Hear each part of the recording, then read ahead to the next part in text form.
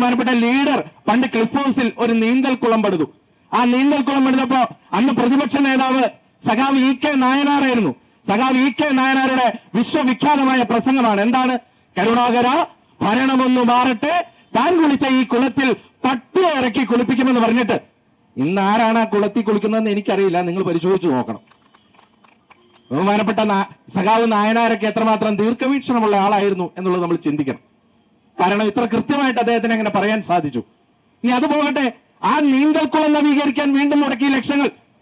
ഇപ്പോ കാറ് മേടിച്ചു അദ്ദേഹം, 3 ഇന്നോവ കാറ് മേടിച്ചതിന് കോടികൾ മുടക്കി. 3 മാസം കഴിഞ്ഞപ്പോൾ മറ്റൊരു കാർ മേടിക്കാൻ വീണ്ടും കോടികൾ മുടക്കി.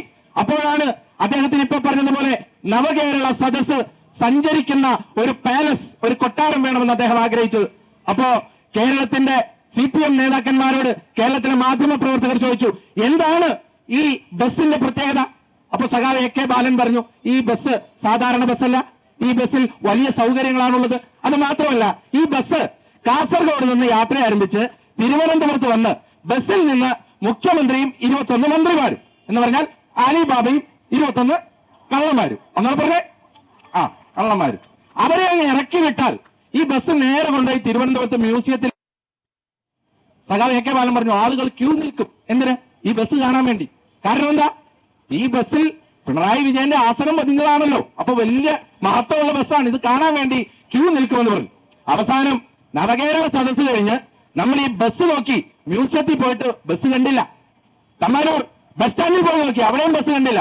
ബസ് കണ്ടത് കോഴിക്കോട് KSRTCയുടെ കട്ടപ്പുറത്താണ്. എന്ന് പറയുമ്പോൾ ആ ബസ്സിന് വേണ്ടി സർക്കാർ മുടക്കിയത് 2 കോടി രൂപ.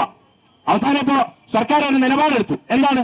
ഇനി റോഡിലൂടെ യാത്രയില്ല. കാരണം ഇപ്പൊ സെക്രട്ടേറിയറ്റിന്റെ മുന്നിലൂടെ യാത്ര ചെയ്താൽ ഇവിടെ ആശാ വർക്കർമാർ, അവിടെ അംഗനവാടി ജീവനക്കാർ, അവിടെ അതിന്റെ തൊട്ടപ്പുറം സ്വന്തം പാർട്ടിയിലെ ജീവനക്കാർ എല്ലാവരും സമരത്തിലാണ്. അപ്പൊ പുള്ളി ഒരു തീരുമാനം എടുത്തു, ഇനി റോഡിലൂടെ യാത്രയില്ലാത്തത് കാരണം ആകാശത്തിലൂടെ യാത്ര ചെയ്യാൻ തീരുമാനിച്ചു. അങ്ങനെ മാസം 80 ലക്ഷം. പ്രിയപ്പെട്ടവരെ, ഞാനീ പറയുന്ന കണക്കിന് എന്തെങ്കിലും വ്യത്യസ്തത ഉണ്ടെങ്കിൽ ധൈര്യമായി ഇത് കേൾക്കുന്ന ഏത് ഇടതുപക്ഷ ഇടതുപക്ഷമല്ല കേട്ടോ, CPM എന്ന പ്രവർത്തകരും എനിക്കെതിരെ മാനനഷ്ടത്തിന് കേസ് കൊടുക്കാം. 80 ലക്ഷം രൂപ മാസം മുടക്കി, 10 കോടി രൂപ വർഷം മുടക്കി ഇപ്പൊ ഹെലികോപ്റ്റർ വാടകയ്ക്ക് എടുത്തിരിക്കുകയാണ്. കാരണം എന്താ? ഈ സമരമൊന്നും കാണാതിരിക്കാൻ, ഈ പ്രതിഷേധമൊന്നും രേഖപ്പെടുത്താതിരിക്കാൻ. പ്രിയപ്പെട്ടവരെ, അങ്ങനെയാണ് കഴിഞ്ഞ 3 കൊല്ലത്തിനുള്ളിൽ കേരളത്തിന്റെ ക്ലിഫ് ഹൗസിൽ മാത്രം കേരളത്തിലെ മുഖ്യമന്ത്രിയുടെ ആഡംബര ജീവിതത്തിന് വേണ്ടി മുടക്കിയത് 15 കോടി രൂപയാണ്. ആ 15 കോടി രൂപയുണ്ടെങ്കിൽ നിങ്ങൾക്ക് 1000 രൂപ വർദ്ധിപ്പിച്ചാൽ 6 മാസം 7 മാസത്തേക്കുള്ള പണമാകും. എന്നിട്ടാണ് ഇവിടെ മന്ത്രിമാർ പറയുന്നത് പണമില്ല സർക്കാരിന്റെ കയ്യിൽ എന്ന്.